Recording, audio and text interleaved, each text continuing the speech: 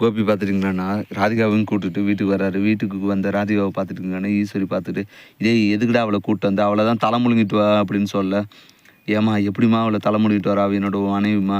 நான் ஆசைப்பட்டு கல்யாணம் பண்ண பொண்ணு. என்னை எப்படி தனியாக தவிக்க விட்டு வர முடியும்?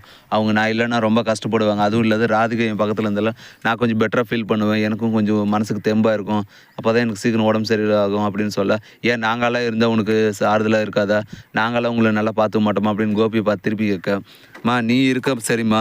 எனக்கு அவங்க இருந்தால் இன்னும் கொஞ்சம் நல்லா இருக்குமா. நீங்கள் எல்லோரும் வந்து ஒரே இடத்துல இருந்தால் எனக்கு மனசு கொஞ்சம் நிம்மதியாக இருக்கும். அந்த இதுலேயே பார்த்தீங்கன்னா எனக்கு சீக்கிரம் உடம்பும் செட் ஆகும்" அப்படின்னு சொல்ல, "சரி உனக்காக நான் ஒத்துக்கிறேன். ஆனால் இந்த விஷயத்தில் நான் மட்டும் முடிவு பண்ண முடியாது. பாக்கியமும் வந்து சொல்லணும்" அப்படின்னு சொல்ல, பாக்கிய கிட்ட போய் கோபி கேட்குறாரு, "ஏங்க உங்களவே வந்து நான் வீட்டை விட்டு வெளியே போக சொல்கிறேன். இதில் உங்கள் குடும்பத்தையே கொண்டு தங்க வைக்கிறீங்க. என்ன இது கதையே இருக்குது? என்ன தான் நினச்சிட்டு இருக்கீங்க?" அப்படின்னு சொல்ல, "பாக்கியா ஒன்றும் கோச்சிக்காத. நான் கொஞ்ச நாளைக்கு மட்டும் எனக்கு உடம்பு செட் ஆகிற வரை அவங்க இருக்கட்டும். அதுக்கப்புறம் நான் இங்கேருந்து கிளம்பிடுறோம். அது வெறும் வாடகை வேணால் கொடுத்துட்றோம்" அப்படின்னு சொல்ல, "வாடகையா? சரி வாடகைக்கு வேணால் விடுறேன். ஆனால் வந்துட்டு உங்களுக்கு உடம்பு செட் ஆனோடனே குடும்பத்தை கூட்டின்னு இங்கேருந்து போயிடணும். என்ன திருப்பி தொல்லை பண்ணக்கூடாது" அப்படின்னு சொல்ல, "சரி ஆகட்டும்" அப்படின்னு சொல்லிட்டு வாடகையும் பேசிடுறாங்க. "சரி நான் உங்களுக்கு கொடுத்துட்றேன். அவங்க கொஞ்ச நாளைக்கு மட்டும் இங்கே இருக்கட்டும்னு" சொன்ன உடனே பார்த்தீங்களாண்ணா ஒரு வேளையை எல்லோரையும் சமாதானப்படுத்திட்டு பார்த்தீங்களாண்ணா கோபி பார்த்தீங்களாண்ணா எல்லோரும் கூப்பிட்டு உள்ளே போயிடுறாங்க. கோபிக்கும் ராதிகாவுக்கு மட்டும் பார்த்தீங்களாண்ணா தனி ரூம் கொடுக்குறாங்க. அங்கே போயிட்டு பார்த்தீங்களாண்ணா, "எப்படி தான் உங்களால் நடிக்க முடியுதோ" அப்படின்னு சொல்ல, "நான் என்ன பண்ணிட்டோம்? உன்னை அங்கே விட்டு இங்கே அம்மா கொடுத்த சத்தியமும் என்னால் மீறாமல் எப்படி நான் உங்கள் 2 பேரும் சமாளிக்கிறதுன்னு தெரியல. அதான் நான் இப்படி ஒரு ஐடியா பண்ணேன். அதனால் என்ன வந்தாலும் நான் பார்த்துக்கிறேன். நீ ஒன்றும் பற்றி கவலைப்படாத. நீ தைரியமாக இரு.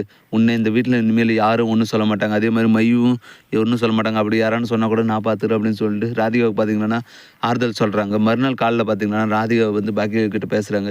"ஏங்க பாக்கியா நமக்கு மட்டும் இப்படி நடக்குது? நான் என்ன தான் வேலைக்கு போனாலும் விதி பார்த்தீங்களா உங்ககிட்டே வந்து இழுத்துன்னு வந்து விடுது. நான் திருப்பி உங்ககிட்ட வந்து உங்களுக்கு மேலும் மேலும் கஷ்டத்தை கொடுக்குறேன்" அப்படின்னு சொல்லி ராதிகா கிட்ட கேட்க, அதுக்கு பாக்கி வந்துட்டு, "என்ன பண்ணுறது? விதி நம்ம வாழ்க்கையில் விளையாடுது. அதனால தான் நம்ம 2 பேரும் பிரிஞ்சு போனாலுமே வந்துட்டு ஏதோ ஒரு வழியில் திருப்பி வந்து ஓட்டு சேர்த்துடுது. என்ன பண்ணுறதுன்னு தெரியல. சரி ஏதோ ஒன்று நடக்கட்டும்" அப்படின்னு சொல்லிட்டு 2 பேருமே பார்த்தீங்கன்னா சிரித்து பேசிட்டு பழைய கதையெல்லாம் பேசிகிட்டு இருக்காங்க. இதெல்லாம் பார்த்து ஈஸ்வரி பார்த்தீங்கன்னா, "என்னடா இவங்க 2 பேரும் சிரித்து பேசிகிட்டு இருக்காங்க. என்ன ராதிகாவுக்கும் பாக்கியாவுக்கும் சண்டை வரும். அதனால் பார்த்தீங்கன்னா ராதிகா வீட்டை விட்டு வெளியே போயிடுவான்னு நினச்சா, இவனாடான்னா அதுவரைக்குள்ளே ராதிகா கூட ஒட்டினா. அது சரி இவ பழைய ஃப்ரெண்டு தானே. இவங்க 2 பேரும் எப்படியோ ஒட்டினாங்க. நான் எப்படி இவங்க கோபிக்கிட்டேருந்து பிரிக்கிறதுன்னு தெரியலையே" அப்படின்னு சொல்லிட்டு ஈஸ்வரி பார்த்தீங்கன்னா எதனா பிளான் பண்ணி தான் பிரிக்கணும் அப்படின்னு சொல்லிட்டு யோசிச்சுட்டு இருக்காங்க. அந்த டைமில் பார்த்தீங்கன்னா கோபி வராங்க. கோபி வந்து பார்த்தீங்கன்னா இவங்க 2 பேரும் சிரிச்சு பேசுறதை பார்த்துட்டு, "அப்பா ஒரு வழி இவங்க 2 பேரும் சமாதானம் ஆகிட்டாங்க. இனிமேல் எந்த பிரச்சனையும் இல்லை. இனிமேல் எல்லாருமே இங்கேயும் ஒரே இடத்துல சந்தோஷமாக இருக்கலாம்" அப்படின்னு நினச்சிட்டு இருக்க அந்த டைமில் பார்த்தீங்கன்னா ஈஸ்வரி அங்கே வராங்க. "என்னடா அங்கே பாருவா உன் பொண்டாட்டி அங்கே என்னடா சிரிச்சு பேசுங்கிற அவளை கூட்டு ஒழுங்கு மரியாதை ரூமுக்கு போயிரு. என்ன அவள் வர நம்ம எங்கள் பசங்க பேரக்குள்ளோட ஒரு சிரிச்சு பேசி ஒட்டி வர்றா. என்ன ஒரே அடி எங்கேயே டேரா போட்டலாம்னு நினச்சிட்டு இருக்கீங்களா? உனக்கு உடம்பு சரியாக வருதுன்னா அதுக்கப்புறம் நீ அவளை எப்படியான துரத்திடணும். அதுக்கு மேலே இங்கே வச்சுருந்தேன்னா நல்லா இருக்காது பார்த்துக்க" அப்படின்னு சொல்லிட்டு ஈஸ்வரி இருந்துட்டு கோபியை மிரட்டுறாங்க. இப்படி தான் வரப்போகிற எபிசோடு வந்து போக போகுது. அடுத்து என்ன நல்லா இன்ட்ரெஸ்டிங்காக நடக்க போகுதுன்றதை நான் அடுத்தடுத்த வீடியோவில் சொல்ல போகிறேன். மேலும் இது பண்ணுற இன்ட்ரெஸ்டிங்கான வீடியோக்களை மறக்காமல் நம்ம சேனலை சப்ஸ்கிரைப் பண்ணுறேங்க.